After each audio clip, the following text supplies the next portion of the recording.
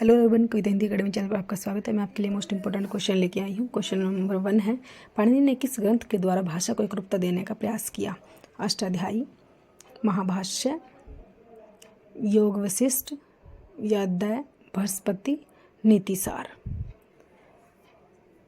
तो question number 1 का जो है आंसर होगा अष्टाध्यायी।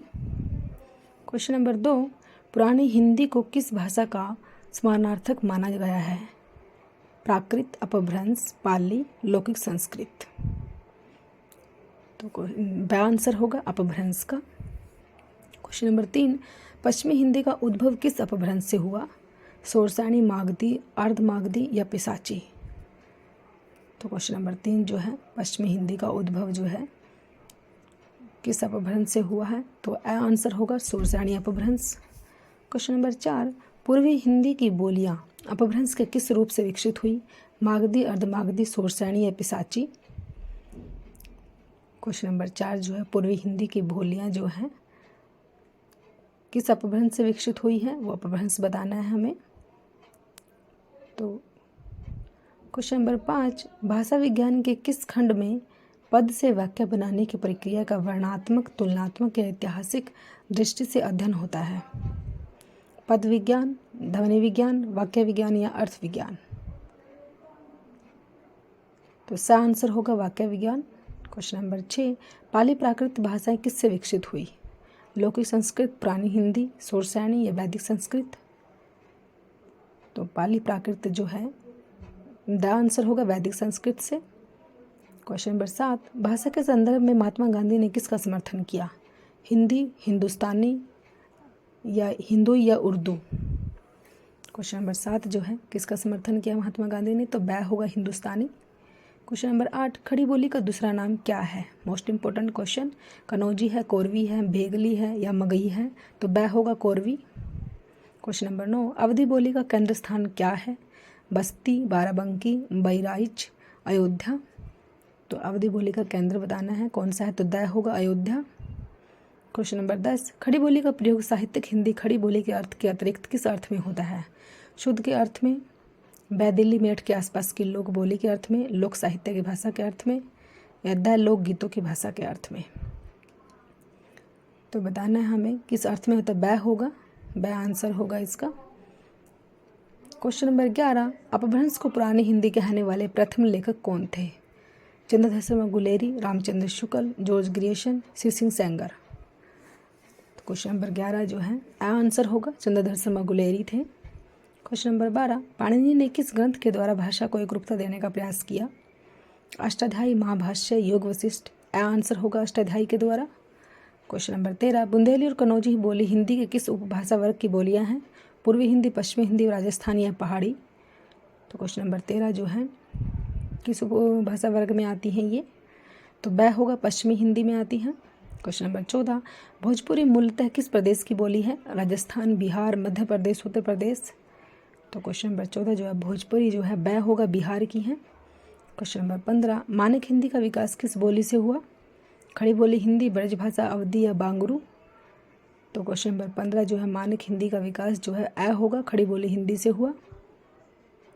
क्वेश्चन नंबर 16, भाषा के संदर्भ में अशुद्ध तथ्य कौन सा है?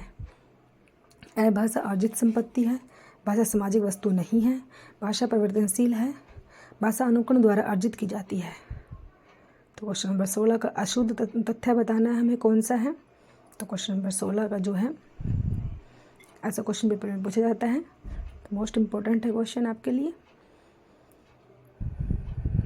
भाषा के संदर्भ में अशुद्ध बताना है हमें कौन सा गलत है, इसमें अशुद्ध है जो है वो बताना है। तो बै जो है भाषा सामाजिक वस्तु नहीं है, यही गलत है हमारा, यही अशुद्ध है 16 का बै। क्वेश्चन नंबर 17, लिपि के विकास क्रम में पहली लिपि कौन सी है? भावमूलक लिपि, सूत्र लिपि, चित्र लिपि, प्रतीकात्मक लिपि।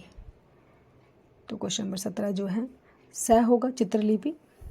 क्वेश्चन नंबर 18, मैथिली कोकिल किसे कहा जाता है? विद्यापति को, बिहारी को, कलेक्टर सिंह केसरी को, घरानंद को। तो क्वेश्चन नंबर 18 जो मैथिल कोकिल जो है ऐ विद्यापति जी को कहा जाता है। क्वेश्चन नंबर 19, कृष्ण काव्य की अपार संपदा किस भाषा में है? अवधी, ब्रजभाषा, खड़ी बोली, मैथिली। क्वेश्चन नंबर 19 जो है तो ब होगा ब्रज भाषा में है। क्वेश्चन नंबर 20, ब्रज भाषा खड़ी बोली हरियाणवी, बुंदेली और कन्नौजी बोलियाँ हिंदी की बोलियों के किस वर्ग में हैं? पूर्वी हिंदी, पश्चिमी हिंदी, राजस्थानी या पहाड़ी? तो किस वर्ग में आती हैं ये? तो क्वेश्चन नंबर ब होगा पश्चिमी हिंदी में आती हैं। क्वेश्चन नंबर 21, मुगल काल में हिंदी भाषा पर प्रभाव डालने वाली भाषा कौन सी है? फारसी, अंग्रेजी, चीनी या जापानी? तो फारसी है आंसर होगा। क्वेश्चन नंबर 22, इन लिपियों में से कौन सी लिपि पहले उर्दू लिपि की भांति दाएं से बाएं लिखी जाती थी? ब्राह्मी लिपि, खरोष्टी लिपि, चित्र लिपि या सूत्र लिपि? तो क्वेश्चन नंबर 22 जो है कौन सी लिपि थी वो? तो ब होगा खरोष्टी लिपि थी वो।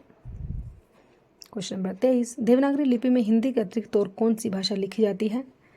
तमिल, बंगला, पंजाबी या मराठी? जो है द आंसर होगा, मराठी लिखी जाती है। क्वेश्चन नंबर 24, मेवाती और हड़ौती बोलियां हिंदी में किस वर्ग की बोलियां हैं? पहाड़ी, राजस्थानी, बिहारी या पश्चिमी हिंदी? तो ब होगा राजस्थानी की है। क्वेश्चन नंबर 25, अधिकतर भारतीय भाषाओं की लिपियों का विकास किस प्राचीन लिपि से हुआ? ब्राह्मी लिपि, खरोष्टी लिपि, कुटिल लिपि या सारदा लिपि? तो क्वेश्चन नंबर 25 का जो है किस लिपि से हुआ है? वो है ब्राह्मी लिपि से हुआ।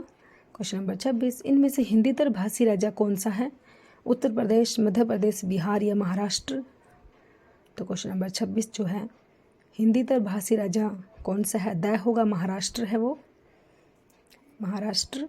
क्वेश्चन नंबर 27, संविधान के अनुच्छेद 343(2) के अनुसार संघ सरकार के कार्यों में अंग्रेजी का प्रयोग जारी रखने की व्यवस्था कब तक के लिए की गई है?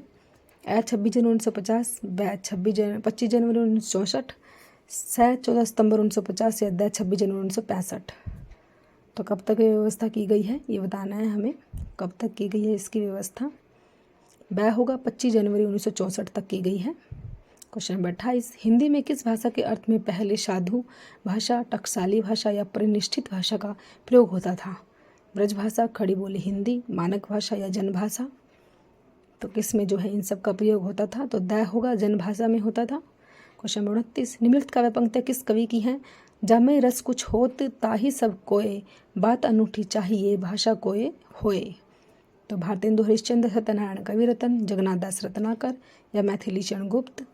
किसकी है ये पंक्तियाँ? मोस्ट इम्पोर्टेंट है। तो ए होगा, भारतेंदु हरिश्चंद्र की है ये। क्वेश्चन नंबर 30, हिंदी खड़ी बोली गद्य के विकास में किस साहित्यकार ने महत्वपूर्ण भूमिका निभाई है? सदल मिसर, मिसर बंधु, ग्रिएशन, अमीर खुसरो? तो क्वेश्चन नंबर 30 जो है हिंदी खड़ी बोली गद्य के विकास में बताना है किस साहित्यकार ने भूमिका निभाई थी। तो क्वेश्चन नंबर 30 का आंसर होगा सदल मिसर।